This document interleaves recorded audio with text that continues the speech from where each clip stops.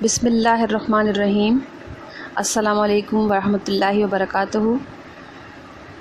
آج ہم آپ کی اردو کی درسی کتاب میں سے سبق قومی ہمدردی کا مطالعہ کریں گے۔ سبق قومی ہمدردی کے مصنف مولانا الطاف حسین حالی ہیں۔ آپ کا سن ولادت 1837 اور وفات 1914 ہے۔ الطاف حسین نام، حالی تخلص اور شمس العلماء آپ کا خطاب تھا۔ حالی دبستان سر سید سے وابستہ تھے۔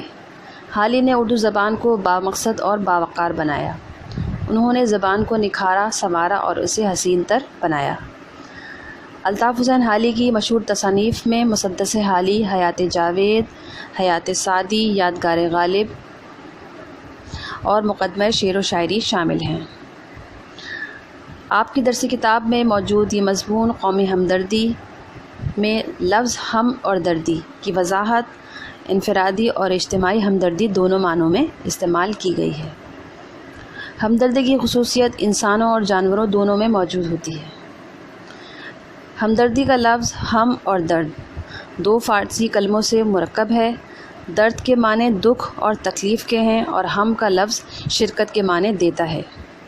یہاں آپ کو وضاحت ہو گئی کہ ہمدردی سے کیا مراد ہے اور ہمدردی کا کیا مطلب ہے۔ ہمدردی کے لفظ سے دو یا دو سے زیادہ اشخاص کا دکھ یا تکلیف میں شامل ہونا مراد ہے۔ یعنی کہ ہمدردی سے کا مطلب یہ ہے کہ ہم کسی کے کام آئیں، مطلب ہم کسی کے کام آئیں، چاہے وہ کسی بھی شخص کے کام آئیں، چاہے وہ ہم ارادے سے کریں یا بلا ارادے، اس کے دکھ درد میں شریک ہوں۔ انسان ایک دوسرے کے سے ہمدردی کرنے کا ذمہ دار ہے۔ ہر شخص کا حق ہے کہ مصیبت میں دوسرے لوگوں کی مدد کرے، جس طرح ایک بھائی دوسرے بھائی کی مدد کرتا ہے، کیونکہ دونوں کی رگوں میں ایک باپ کا خون گردش کرتا ہے۔ جب تک باپ کا خون اولاد کی رگوں میں رہتا ہے، ہمدردی کا رشتہ ختم نہیں ہو سکتا۔ بالکل اسی طرح سے ہمدردی حیوانات میں بھی پائی جاتی ہے۔ کس طرح سے پائی جاتی ہے کہ حیوانات یہ پرند چرند سب اپنے بچوں کو ایک مدت تک غذا پہنچاتے ہیں اور ان کو دشمن کے حملوں سے بچانے کی ہر ممکن کوشش کرتے ہیں، اور یہ خصلت تمام جانداروں میں، تمام جانوروں میں دیکھی گئی ہے۔ انسان چونکہ اشرف المخلوقات ہے، تو یہ صفت اس کے اندر اللہ تعالیٰ نے ایک قدرتی خاصیت کے طور پہ شامل کی، کیونکہ انسان ایک دوسرے کا محتاج ہے۔ اگر دل میں ہمدردی نہ ہو تو قدرت کا جو نظام ہے وہ درہم برہم ہو جائے گا۔ اس لیے انسان جس معاشرے میں ہم سب رہتے ہیں تو ہمیں ایک دوسرے کے کام آنا لازم و ملزوم ہے، کیونکہ ہم ایک دوسرے کی مدد کے بغیر زندگی نہیں گزار سکتے، اور انسان کو یہ حاصل ہے کہ وہ مصیبت اور دکھ میں دوسرے انسان سے مدد حاصل کرے۔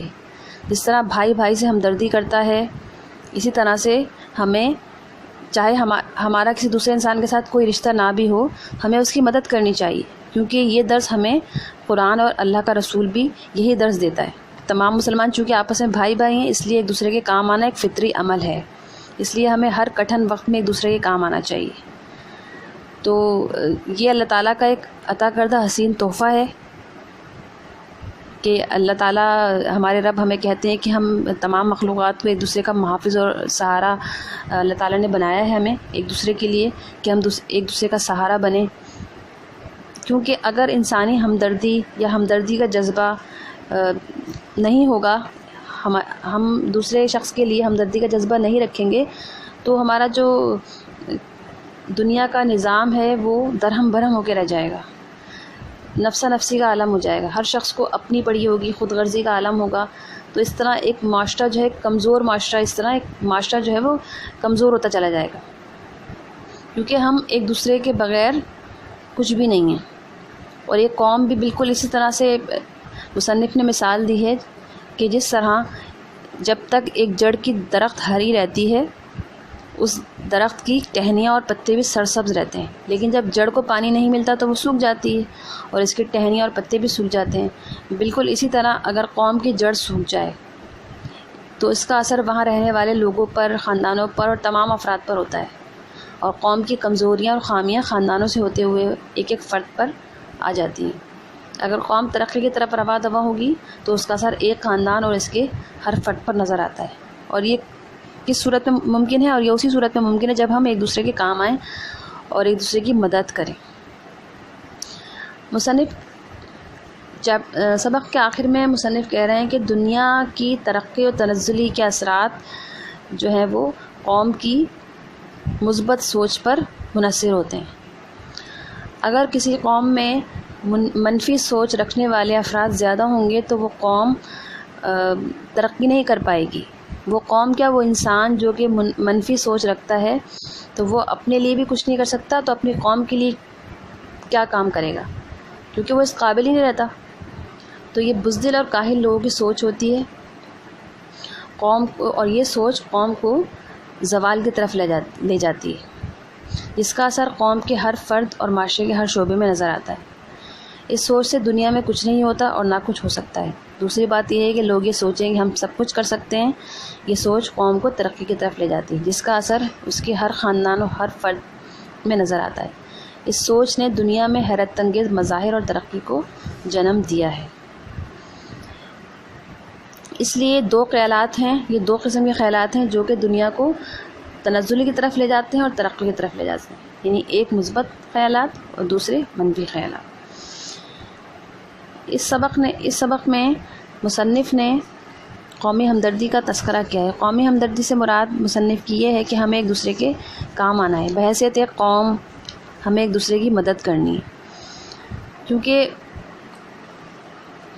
وہ قوم ہی ترقی کر سکتی ہے جو کہ ایک دوسرے کے لیے اپنے دل میں نرم گوشہ رکھتی ہے. آخر میں سبق کے آخر میں مصنف نے قوم کو ایک درخت کی مثال دی، جس کہ میں نے پہلے بتایا آپ کو. تو یہ سبق کے اندر مصنف نے اس چیز کا تذکرہ کیا ہے. امید ہے آپ کو لیکچر سمجھ آیا ہوگا. آج کے لیے اتنا ہی. اللہ حافظ. فی امان اللہ.